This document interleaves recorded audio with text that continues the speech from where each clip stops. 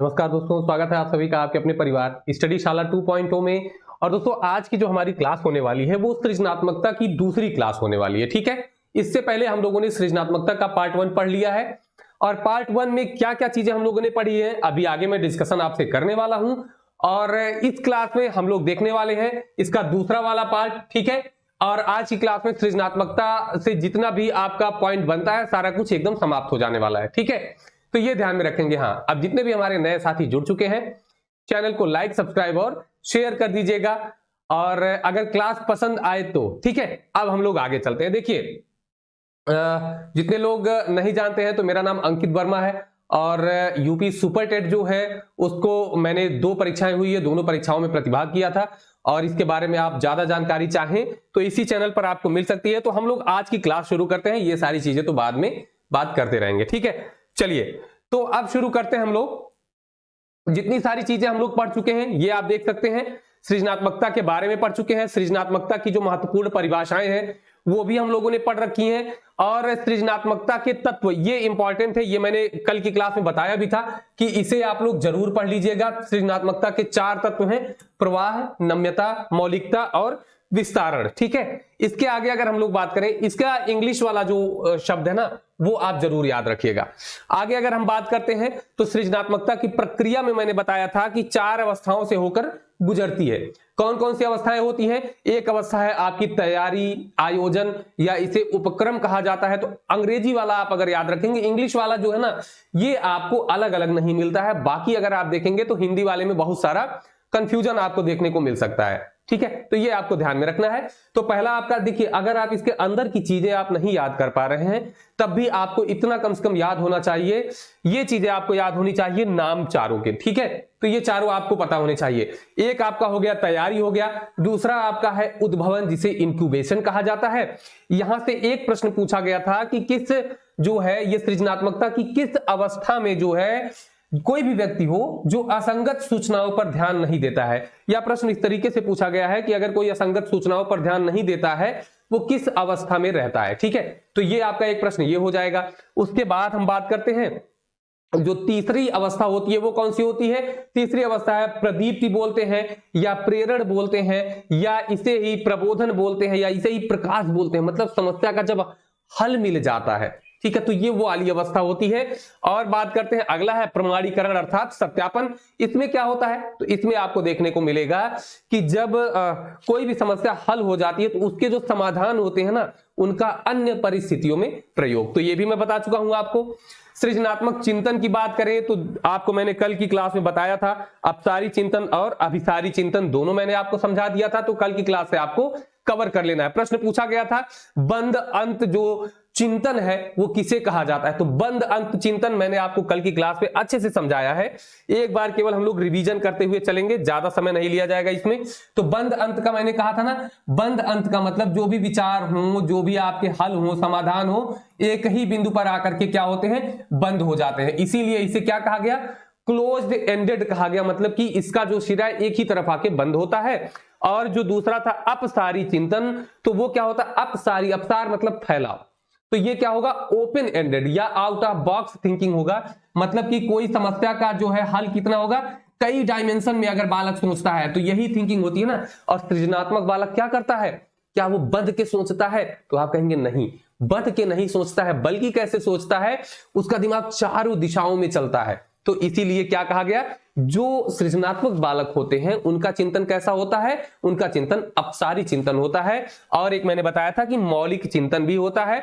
मौलिक चिंतन के बारे में कल की क्लास में अच्छे से बात हो चुकी है। ठीक है, चलिए आज की क्लास में हम लोग बात करने वाले हैं कई सारी चीजों पर। कौन कौन सी चीजें हैं? तो सबसे पहले मैं आपको दिखाता हूं।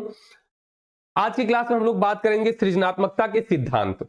ठीक है, कौन कौन से सिद्धांत है, यहां से आपको प्रश्न कैसे बनेंगे ये भी मैं आपको बताने वाला हूं इसी क्लास में। तो एक एक सिद्धांत हम लोग देखते हुए चलेंगे। ठीक है, चलिए 1 मिनट,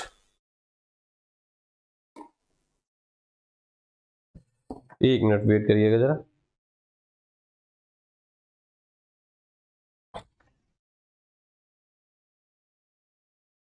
चलिए अब यहां पर हम लोग देखेंगे ना, यहां से आपका प्रश्न पूछा जाता है। प्रश्न कैसे पूछा जाता है इस पे भी हम लोग चर्चा करेंगे। यहां समझिएगा ध्यान से।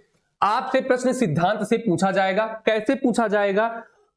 सिद्धांत का नाम पूछ लेगा और यह पूछेगा कि ये किससे संबंधित है ना। यह प्रश्न सबसे ज्यादा पूछा जाता है कि किससे संबंधित है, व्यक्तित्व मापन से संबंधित है या सृजनात्मकता से संबंधित है या बुद्धिमापन से संबंधित है। इस तरीके से प्रश्न आपसे पूछे जाएंगे। तो सृजनात्मकता के सिद्धांत अगर हम बात करें, प्रिंसिपल्स ऑफ क्रिएटिविटी की बात करें, तो कुछ प्रमुख सिद्धांत जो आपको पढ़ने हैं, जैसे एक है इंपॉर्टेंट है प्रमस्तिष्क गोलार्ध का सिद्धांत। ठीक है, अब प्रमस्तिष्क जो है, ये आपको मस्तिष्क दिख रहा है ना, सेरिब्रल हेमिस्फीयर दिख रहा है, इसको दो भागों में बांटा जाता है। कितने भागों में? दो भागों में, या आप कह सकते हैं दो गोलार्ध। अब गोलार्ध का मतलब एक गोलार्ध ये हो जाएगा, दूसरा गोलार्ध ये हो जाएगा। यहां देखिए चित्र में, एक गोलार्ध आपका ये हो गया और दूसरा वाला गोलार्ध ये हो गया।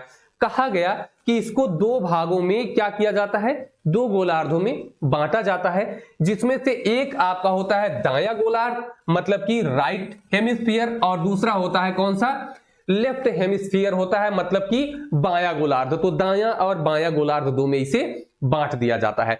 इसके बाद समझिए, यहीं से आपसे चीजें पूछी जा सकती हैं। कहा जाता है कि जिनका दायां वाला गोलार्ध ज्यादा विकसित होता है, क्या होता है, ज्यादा विकसित होता है, वो बालक क्या होते हैं, सृजनात्मक होते हैं। जैसे यहां देखिए, दायां वाला गोलार्ध जब ज्यादा विकसित होता है तो बालक कैसा होगा, सृजनात्मक ज्यादा होगा। अर्थात जो दायां गोलार्ध है उसका संबंध सृजनात्मकता से है, और जो बायां गोलार्ध है इसका संबंध है बुद्धिमत्ता से।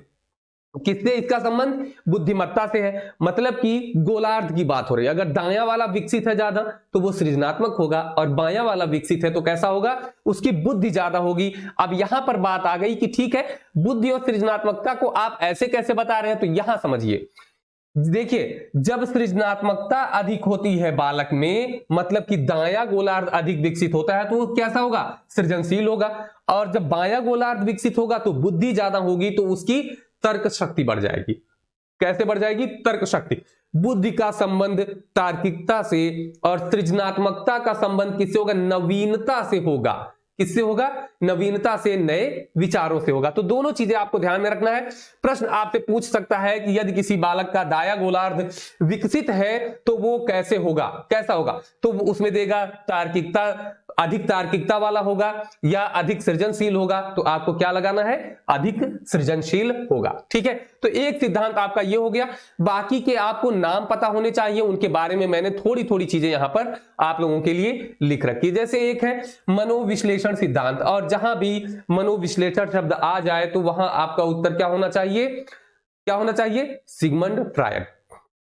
उम्मीद करता हूं कि ये सारी चीजें आपके समझ में आ भी रही होंगी, है ना। तो मनोविश्लेषण मतलब साइको एनालिसिस थियरी जब आए आपके सामने तो आप तुरंत बताएंगे सिगमंड फ्रायड। इसमें क्या होता है, इसमें इन्होंने कहा कि सृजनात्मकता संवेगात्मक शुद्धिकरण का साधन तथा परिणाम है। अब यहां समझिए, इस सिद्धांत का जो है ये निष्कर्ष निकलता है कि जो सृजनात्मकता है ये संवेगात्मक शुद्धिकरण का साधन और परिणाम है। अब संवेग आप जानते हैं 14 संवेग है, और संवेगों का संवेग किसने दिया था, संवेगों का प्रत्यय किसने दिया था, तो आप बताएंगे कि मैकडूगल ने दिया था 14 संवेग। ये बार बार यूपी टेट में पूछा भी जाता है, तो ध्यान रखेंगे। ठीक है, अब यहां पर आप तुरंत समझ लीजिएगा, यहां जो है फ्रायड ने क्या कहा, ये कथन भी बन के आपके सामने आ सकता है। तो इसको आप केवल ध्यान रखेंगे, सृजनात्मकता को संवेगात्मक शुद्धिकरण का साधन किसने कह दिया है, तो सिगमंड फ्रायड। इनकी थियरी कौन सी, मनोविश्लेषणात्मक सिद्धांत। आप कहेंगे कि ये हर जगह मिल रहा है, तो ये आपको अभी और भी जगह व्यक्तित्व में पढ़ेंगे आप, इड, ईगो, सुपर ईगो और चेतन, अचेतन, अर्धचेतन, ये सारी चीजें आपको पढ़ने को मिलेंगी। निश्चिंत होके पढ़िए। दूसरा है सिद्धांत स्तर का सिद्धांत, मतलब लेवल थियरी। इन्होंने क्या कहा है ना कि जो सृजनात्मकता है इसको स्तर में बांट करके इन्होंने दिखाया कि इसका विकास स्तरों में होता है। कई स्तर इन्होंने बताए हैं, तो उसको आपको समझने की जरूरत नहीं है, बस आपको यह समझना स्तर का सिद्धांत। आई.ए. टेलर, क्या नाम है इनका, आई.ए. टेलर इनका नाम है। और सृजनात्मकता को क्रमिक स्तर वाले पदानुक्रम के रूप में व्यक्त किया जा सकता है, इन्होंने बताया है। आपको क्या करना है, स्तर आप समझ गए ना कि स्तर में बांटा गया होगा, और आई.ए. टेलर। अब याद कैसे करना है आपको, समस्या तो याद करने में आती है। तो जो हमारी बहनें हैं, जो फीमेल स्टूडेंट्स हैं, उनको ज्यादा समझ में आएगा कि जब वो कोई अपना ड्रेस बनवाते हैं ना, तो उसमें क्या लगाया जाता है, स्तर लगवाया जाता है। क्या लगाया जाता है, अस्तर लगाया जाता है, आपको पता है ना। और स्तर लगाया जाता है, तो आपको समझ में आ गया स्तर, यहां से आपको अंदाजा लग जाएगा। अब सिलता कौन है कपड़ा, तो आप कहेंगे टेलर सिलता है, तो टेलर, ठीक है। तो जहां पे अस्तर लगा हुआ आए आप कहेंगे कि कपड़ा सिलने वाली बात आ गई ना, कपड़े में अस्तर लगाया गया, आप समझ गए टेलर। आगे हम बात कर लेते हैं, अगला जो आपका है निवेश एवं संगम का सिद्धांत। क्या है? निवेश एवं संगम का सिद्धांत, इन्वेस्टमेंट एंड कन्फ्लुएंस। तो एक चीज इसको समझना है आपको, नाम याद होने चाहिए, ठीक है। किसने दिया है? स्टर्नबर्ग ने दिया है, और इन्होंने कहा सृजनात्मकता 6 तत्वों का संगम है। क्या है? सृजनात्मकता 6 तत्वों का संगम है। तो ये निवेश और संगम का सिद्धांत, अब इसके बारे में आपको पूरा रिसर्च नहीं करनी है, यूपी टेट में जितना आता है मैंने बता दिया आपको। ये जो है सिद्धांत और उनके प्रतिपादक, ये आपको ध्यान में रखना है। आगे अब हम बात कर लेते हैं, जो इस सेशन का सबसे महत्वपूर्ण बिंदु आपके सामने है कि ये सृजनात्मकता बढ़ाने की विधियां कौन सी है, की मेथड्स टू इंक्रीज क्रिएटिविटी। सृजनात्मकता को कैसे बढ़ाया जा सकता है, और ध्यान रखिए ये बार बार पूछा गया प्रश्न है। क्या है? बार बार पूछा गया प्रश्न है। देखिए ये है मानसिक उद्वेलन या विचारावेश या मानसिक झंझावात विधि। क्या है? मानसिक झंझावात भी आपको मिल सकता है, तो कंफ्यूज मत होइएगा। और इसके लिए रामबाण इलाज में आपको बता दे रहा हूं कि ये ब्रेन स्टॉर्मिंग आप याद कर लीजिए, बस आपका काम हो जाएगा। प्रश्न पूछा था, अब की जो यही यूपी टेट हुआ है आपका, उसी में पूछा था कि जो ब्रेन स्टॉर्मिंग मेथड है इसके प्रतिपादक कौन है। तो कौन है दोस्तों? ओसबोर्न। कौन है? इसके प्रतिपादक हैं ओसबोर्न। तो ये आपको ध्यान में रखना है, कौन है? ओसबोर्न। अब एक प्रश्न और आपसे यहां पर पूछा जा सकता है कि ये, जैसे अगर इससे प्रश्न पूछ लिया गया प्रतिपादक से, तो ये भी पूछा जा सकता है कि कब बना, कब ये विधि आई। तो ये आप लिख सकते हैं 1957 में जो है ये विचारावेश विधि या मानसिक उद्वेलन या मानसिक झंझावात विधि जो है आई है। तो ये भी आप ध्यान में रखेंगे, ठीक है। अब समझिए कि होता क्या है ये। जैसे आप ग्रुप डिस्कशन जानते होंगे, ग्रुप डिस्कशन का मतलब है कि समूह में कुछ लोगों को क्या किया जाता है? बैठा दिया जाता है, और बीच में यहां पर एक समस्या मान लीजिए रख दी जाती है। क्या किया गया? समस्या को रख दिया गया, और ये कौन है? ये सब व्यक्ति हैं। अब इनसे कहा जाता है कि इस समस्या के बारे में आप जितना ज्यादा से ज्यादा विचार दे सकते हैं उतने ज्यादा से ज्यादा आप विचार दीजिए। तो ये एक मेथड होती है ना, क्या? मानसिक झंझावात, मतलब मन को एकदम उद्वेलित कर देना, उथल पुथल मचा देना, है ना। तो यही होता है, विचारों का उथल पुथल जब होता है तो क्या करता है? सृजनात्मकता जो है बढ़ती है। तो ये विधि सबसे इंपॉर्टेंट है, ये आपको ध्यान में रखना है कि जो है इसके प्रतिपादक कौन है। तो ओसबोर्न जो है वो इसके प्रतिपादक हैं 1957, ये आपको ध्यान में रखना है, ठीक है। अब चलिए नेक्स्ट है, यहां पर कुछ परीक्षण, ठीक है। सृजनात्मकता मापन के प्रमुख परीक्षण, यहां से भी प्रश्न आपसे पूछे जा सकते हैं, लेकिन यहां जो विधियां मैंने बताई हैं इसमें आपको 2 विधि और ध्यान में रखना है। क्या करना है? 2 विधियां और आपको ध्यान में रखनी है। उन विधियों को चलिए हम लोग एक बार देख लेते हैं, कौन कौन सी विधियां हैं। एक आपका है सिनेप्टिक्स मेथड है। कौन सा है? सिनेप्टिक्स, ठीक है, सिनेप्टिक्स मेथड है। और जो है इसके प्रतिपादक थे गार्डन। कौन थे? गार्डन। ये नाम आपको ध्यान में रख लेना है केवल। और एक मेथड आपका और है 6 हैट्स मेथड। क्या है? एक आपका है 6 मतलब 6 वाला 6, ठीक है। 6 हैट्स मतलब टोपी, ठीक। 6 हैट्स मेथड है, और ये किसने दिया था? तो डी बोनो। कौन है? इनका नाम है दोस्तों डी बोनो।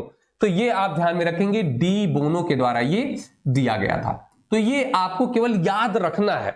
अब कैसे याद रखना है? 6 हैट्स, जैसे आपके सामने 6 आए, 6 टोपियां, तो आपको ध्यान में रखना है टोपियां बौने लगा रहे थे, होते थे 7 ड्रॉप्स, आपने कहानी पढ़ी होगी, 7 बौने। बस आपको ध्यान में रखना है कि बौने 7 थे लेकिन टोपियां 6 थी। तो टोपी जैसे आपको 6 हैट्स मिले, आप कहिए बौने थे, वो टोपी लगा रहे थे, तो क्या हो जाएगा? डी बोनो, ठीक है। तो ये आपका एक ये याद हो जाएगा, और मानसिक उद्वेलन ओसबोर्न, ये आपको याद ही करना है चाहे जैसे, ठीक है। तो 3 ये चीजें आपको ध्यान में रखनी है। आगे अब बात करते हैं सृजनात्मकता जो है इसके प्रमुख परीक्षण कौन कौन से हैं। तो परीक्षण में आपको क्या करना है, कुछ मैं बताऊंगा जिसको आपको एकदम अच्छे से याद कर लेना है। जैसे पहला है अपसारी उत्पाद परीक्षण। अपसारी उत्पाद परीक्षण का जो है किसने दिया है, गिलफोर्ड ने दिया है, ठीक है। अपसारी किसने दिया है, गिलफोर्ड ने दिया है। अब यहां से आपको मैं याद करने का एक छोटा सा ट्रिक बताता हूं। अपसारी का मतलब क्या है, अपसारी का मतलब बाहर की ओर फैलना, है ना। अब मैंने बताया ना कि ओपन बॉक्स, तो ओपन बॉक्स बक्सा खुला होना चाहिए ना। अब आप मान लीजिए ये बक्सा बंद है, आपने इसको मारा और ये फूट गया। क्या किया, फूट गया, बस फोड़ दिया। क्या किया, फोड़ दिया। फैलाने के लिए क्या किया, फोड़ दिया। आपके पास गुल्लक होता है, गुल्लक जो होता है, इसको जब आप फोड़ते हैं तो सिक्के क्या करते हैं, फैल जाते हैं। तो तुरंत याद रखिए, फोड़ देना और फोड़ने पर क्या होगा, फैलेगा, मतलब अपसारी। ठीक है, ये आपका ट्रिक होना चाहिए, इससे आप याद कर सकते हैं। आगे अगर हम बात करें सृजनात्मक जो है चिंतन परीक्षण, तो सृजनात्मक चिंतन परीक्षण है ई पॉल टोरेंस। अब ये क्यों इंपॉर्टेंट है, तो भैया सृजनात्मकता के जनक मैंने आपको पढ़ाया था, और यही क्या है, सृजनात्मकता के जनक भी हैं टॉरेंस, जो मैंने आपको नाम बताया था, ई पॉल टॉरेंस। और अगला है पासी का सृजनात्मक परीक्षण, तो पासी नाम है ही, तो बी के पासी। और बाकर मेहंदी का परीक्षण है, तो बाकर मेहंदी ने दिया है। तो ये आपको अच्छे से याद हो जाएंगे, 2 परीक्षण केवल आपको याद करना है, ठीक है, इंपॉर्टेंट है। अब चलिए एक और यहां से प्रश्न पूछा जाता है, इसको भी हम लोग देख लेते हैं कि सृजनशील जो बालक हैं इनकी विशेषताएं क्या होती हैं। देखिए मेरी स्पीड थोड़ी सी ज्यादा है, कम समय में ज्यादा चीजें आप लोगों को बतानी है, इसीलिए। अब देखिए होता क्या है, जो सृजनात्मक बालक होगा मैंने बताया है कि वो अपसारी चिंतन करेगा। क्या करेगा, अपसारी चिंतन करेगा, उसके विचार मौलिक होते हैं, ये सारी चीजें मैंने आपको बता रखी हैं। तो यहां पर आपको कुछ समझने की और जरूरत ही नहीं है। सृजनात्मक बालक महत्वाकांक्षी और लगनशील होते हैं, इनके विचार कैसे होते हैं, मौलिक विचार होते हैं, अपसारी चिंतन करते हैं, सब मैंने बता दिया। अंतर्दृष्टि की शक्ति अधिक होती है। अब अंतर्दृष्टि क्या है, जैसे अंतर्दृष्टि का सिद्धांत आप पढ़ेंगे या सूझ का सिद्धांत आप पढ़ेंगे ना, तो क्या होता है, अंतर्दृष्टि के माध्यम से बच्चे क्या करते हैं, सीखते हैं। इसीलिए इसे क्या कहा जाता है, अंतर्दृष्टि का सिद्धांत, मतलब उसी से समस्या का हल मिल जाता है इनको। तो यही अंतर्दृष्टि की शक्ति क्या होती है, उनमें अधिक होती है। तो ये भी आपको ध्यान में रखना है। जिज्ञासा का बाहुल्य होता है, वो हमेशा तर्क वितर्क करते रहते हैं, बहुत ज्यादा सोचते हैं किसी चीज के बारे में, जानने की इच्छा होती है उनकी। तो यही क्या हो जाती है, जिज्ञासा होती है, तो जानने की इच्छा ज्यादा होती है ना, इसीलिए तो ढेर सारे विचार उनके अंदर आते हैं। तो ये विशेषताएं आपको क्या करना है, ध्यान में रखना। और ये एक इंपॉर्टेंट फैक्ट यहां पर रखा गया है कि बुद्धि और सृजनात्मकता में सकारात्मक संबंध होता है, तो ये आपको ध्यान में रखना है। बुद्धि की क्लास आपकी शुरू होने वाली है, तो बुद्धि को मैं कोशिश करूंगा अगर एक दिन में समाप्त हो जाए तो ज्यादा बेहतर होगा, है ना। तो ये चीज आप ध्यान में रखेंगे। बाकी उम्मीद करता हूं कि क्लास आपको अच्छी लगी होगी। इसमें जितने कंटेंट है सब आपके लिए बहुत ही जबरदस्त है और बहुत ही इंपॉर्टेंट भी है। तो आप लोग बिल्कुल तैयारी में लगे रहिए। अगर आपको एक सीट लेनी है तो क्या करना है, लगे रहना है, ठीक है। देखिए एक चीज मैं आपको बताता हूं, कहा यह जाता है, वैसे बहुत सारे लोगों को आपने देखा होगा कि उनके घर में उनके पीछे वो 7 घोड़े, है ना, और उगते हुए सूरज की तस्वीर लगी होती है ना। लेकिन जीवन में अगर सफल होना है तो वो 7 घोड़े और उगते हुए सूरज की तस्वीर लगाने से सफलता नहीं मिलेगी, बल्कि सफलता उन घोड़ों से तेज दौड़ने से और सूरज के उगने से पहले उठने से मिलती है। आप ध्यान में रखें, आपको सफल होना है तो उन घोड़ों से तेज दौड़िए और सूरज के उगने से पहले उठिए, तब आपकी सफलता आपके कदम चूमेगी। नहीं तो वैसे तो सपनों के महल तो हर कोई सजा के बैठता है, पूरा उन्हीं का होता है जो लगन से काम करता है। तो उम्मीद करता हूं कि आप सभी जो है बिल्कुल लगन से काम कर रहे होंगे। तो चलिए आज की क्लास हम लोग यहीं पर समाप्त करेंगे, फिर मिलेंगे अगली क्लास में। तब तक के लिए नमस्कार, धन्यवाद, जय हिंद।